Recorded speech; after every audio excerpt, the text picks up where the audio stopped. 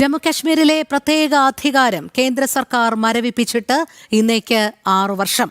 നിർണായക നീക്കത്തിലൂടെ ഭീകരപ്രവർത്തനം 80% അമർച്ച ചെയ്യാനും വികസനം എത്തിക്കാനും കേന്ദ്ര സർക്കാരിന് സാധിച്ചു.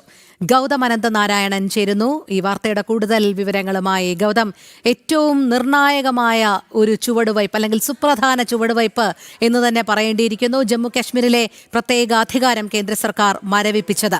ഇന്നേക്കത് 6 വർഷം തികയുമ്പോൾ എന്തെല്ലാം മാറ്റങ്ങളാണ് കഴിഞ്ഞ കാലയളവിൽ ഉണ്ടായത് എന്നുള്ളൊരു വിലയിരുത്തൽ കൂടി അനിവാര്യമാണ്. ഭീകരപ്രവർത്തനം 80% തുടച്ചു നീക്കാൻ സാധിച്ചു എന്ന് മാത്രമല്ല, വലിയ രീതിയിലുള്ള വികസനം ആ പ്രദേശത്തേക്ക് എത്തിക്കാനും കഴിഞ്ഞു എന്നുള്ളത് തന്നെയല്ലേ പരമപ്രധാനമായ വസ്തുത.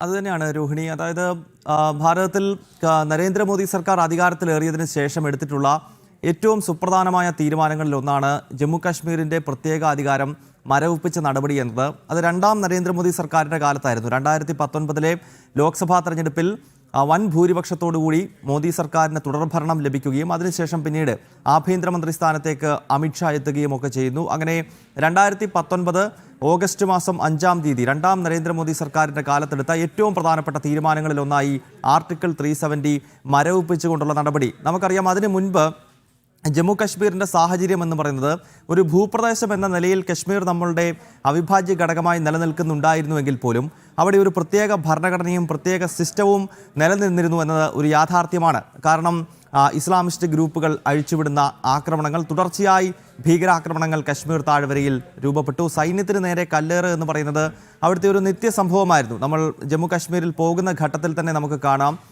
അവിടെ സ്ത്രീകൾ വരെ കല്ലുകൾ കയ്യിലേന്തുകയും സൈന്യത്തിന് നേരെ കല്ലുപെറുക്കിയെറിയുകയും ഒക്കെ ചെയ്യുന്ന ഭാരത വിരുദ്ധമായ പ്രവർത്തനങ്ങൾ തുടർച്ചയായി ജമ്മു കാശ്മീരിൽ അന്ന് നടന്നിരുന്നു.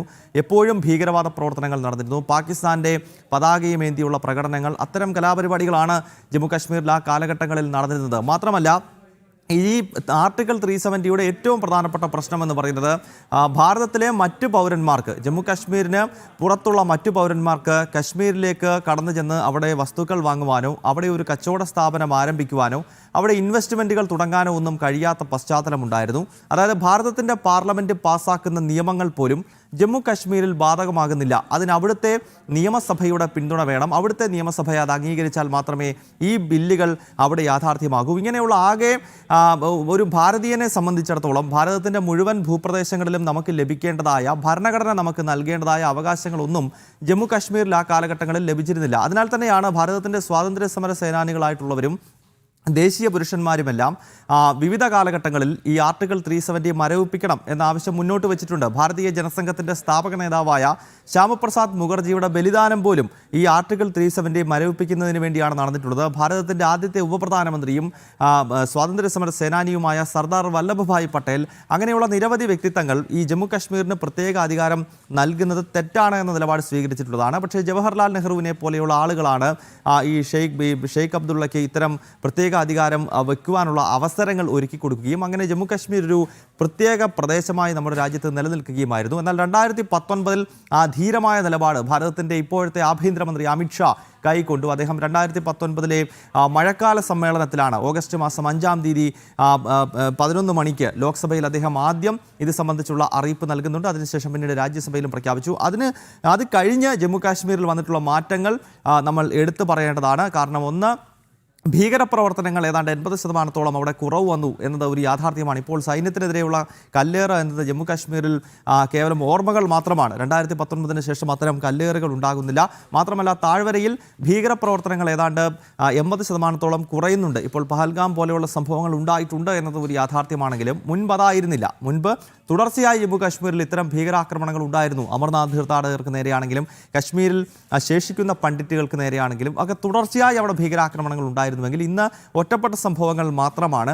മാത്രമല്ല, നേരത്തെ സൂചിപ്പിച്ചതുപോലെ സൈന്യത്തെ കല്ലെറിയുന്നത് ഉൾപ്പെടെയുള്ള പ്രവർത്തനങ്ങൾ അവിടെ കുറഞ്ഞിട്ടുണ്ട്. അതോടൊപ്പം തന്നെ ഒരു നയാ കശ്മീർ എന്ന നരേന്ദ്രമോദിയുടെ സങ്കല്പം അത് കൂടുതൽ യാഥാർത്ഥ്യമാകുന്നു. കാരണം ലക്ഷക്കണക്കിന് വിനോദസഞ്ചാരികൾ ജമ്മു കാശ്മീരിലേക്ക് എത്തിത്തുടങ്ങിയിരിക്കുന്നു. മുൻപും കശ്മീരിലേക്ക് പോകണമെന്ന് വിനോദസഞ്ചാരികൾക്കുണ്ട്. കാരണം ലോകത്തിലെ തന്നെ സ്വർഗം എന്ന് വിശേഷിപ്പിക്കപ്പെടുന്ന സ്ഥലമാണ് കശ്മീർ. അത്രത്തോളം ഭൂപ്രകൃതി അനുഗ്രഹീതമായിട്ടുള്ള പ്രദേശമാണ്. ഒരിക്കൽ പോയി അവിടുത്തെ കാഴ്ചകൾ കണ്ടു കഴിഞ്ഞാൽ പിന്നീട് എപ്പോഴും അവിടേക്ക് പോകണം. അതിനാൽ തന്നെ ഭൂമിയിലെ സ്വർഗം എന്ന് നാം വിശേഷിപ്പിക്കുന്ന കശ്മീരിലേക്ക് ആളുകൾക്ക് പോകാൻ കഴിയുന്ന സാഹചര്യം ഉണ്ടായിരുന്നില്ല. തുടർച്ചയായ ഭീകരാക്രമണങ്ങളും വിനോദസഞ്ചാരികളെയും തീർത്ഥാടകരെയും ഒക്കെ ടാർഗറ്റ് ചെയ്യുന്ന ഇസ്ലാമിക ഭീകരവാദം അത് ആളുകളെ അവിടേക്ക് പോകുന്നതിൽ തടഞ്ഞിരുന്നു. പക്ഷേ ഇപ്പോൾ നോക്കൂ, കണക്കുകൾ പരിശോധിച്ചാൽ തന്നെ ലക്ഷക്കണക്കിന് ടൂറിസ്റ്റുകൾ ഓരോ വർഷവും ഇപ്പോൾ ജമ്മു കാശ്മീരിലേക്ക് എത്തുകയാണ്. അവിടുത്തെ പ്രകൃതി രമണീയമായ സൗന്ദര്യം അത് കൃത്യമായി കാണുന്നതിനും ആസ്വദിക്കുന്നതിനും വേണ്ടി ഭാരതത്തിനകത്തു നിന്നും പുറത്തു നിന്നും ഇപ്പോൾ ആളുകൾ എത്തുന്നു. അങ്ങനെ ഈ ടൂറിസ്റ്റുകൾ എത്തുന്നതോടുകൂടി അവിടേക്ക് ഇൻവെസ്റ്റ്മെൻറ്റുകൾ കൂടുതൽ വരാൻ തുടങ്ങി. അവിടെ തദ്ദേശീയരായി ഒരുപക്ഷെ ആർട്ടിക്കിൾ 370 മരവിപ്പിക്കുന്നതിനെതിരെ വലിയ സമരം തെരുവിൽ നടത്തിയ ആളുകൾ പോലും ഇപ്പോൾ അത് നന്നായി എന്ന നിലപാട് സ്വീകരിക്കുന്നുണ്ട്. കാരണം നമ്മുടെ തന്നെ റിപ്പോർട്ടർമാരൊക്കെ അടുത്ത കാലത്ത് ഈ ഓപ്പറേഷൻ സിന്ദൂറിൻ്റെ സമയത്തൊക്കെ നമ്മൾ കശ്മീരിൽ നിന്നുള്ള ധാരാളം റിപ്പോർട്ടുകൾ പ്രേക്ഷകരിലേക്ക് എത്തിച്ചതാണ്.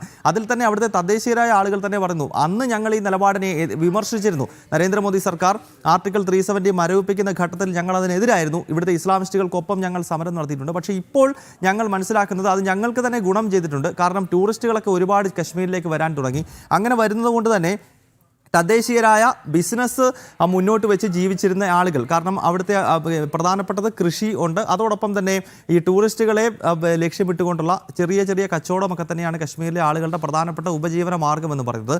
അപ്പോൾ അതിനെല്ലാം വലിയൊരു ബൂസ്റ്റിംഗ് നൽകുന്നതാണ് ഈ ആർട്ടിക്കിൾ 370 മരവിപ്പിച്ച നടപടി എന്ന് കശ്മീരിലെ തദ്ദേശീയർ തന്നെ ഇപ്പോൾ ചൂണ്ടിക്കാണിക്കുന്നുണ്ട്. ഒപ്പം എയിംസ് ഉൾപ്പെടെ അല്ലെങ്കിൽ പുതിയ റോഡുകൾ, പുതിയ വൈദ്യുതി ഉൽപ്പാദന നിലയങ്ങൾ, അങ്ങനെ വിവിധ നിലയിൽ വികസനവുമായി ബന്ധപ്പെട്ട് നോക്കിക്കഴിഞ്ഞാലും ആർട്ടിക്കിൾ 370 മരവിപ്പിച്ചതിന് ശേഷം കശ്മീരിലേക്ക് ആ വികസന പ്രവർത്തനങ്ങൾ കൃത്യമായി എത്തിക്കുവാൻ കേന്ദ്ര സർക്കാരിന് സാധിച്ചിട്ടുണ്ട്. എന്തായാലും ഈ നിർണായക ചുവടുവെപ്പ് നടത്തിയിട്ട് ഇന്നിപ്പോൾ 5 വർഷങ്ങൾ പൂർത്തിയാകുന്നു. 2019 ഓഗസ്റ്റ് 5-നാണ് കേന്ദ്ര ആഭ്യന്തരമന്ത്രി അമിത്ഷാ ഈ നിർണായകമായ പ്രഖ്യാപനം നമ്മുടെ പാർലമെന്റിൽ നടത്തിയത്. രോഹിണി.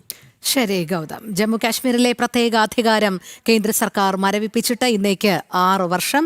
നിർണായക നീക്കത്തിലൂടെ ഭീകരപ്രവർത്തനം 80% അമർച്ച ചെയ്യാനും വികസനം എത്തിക്കാനും കേന്ദ്ര സർക്കാരിന് സാധിച്ചു. വിശകലനങ്ങളുമായി ചേർന്നത് ഗൗതം അനന്തനാരായണനാണ്.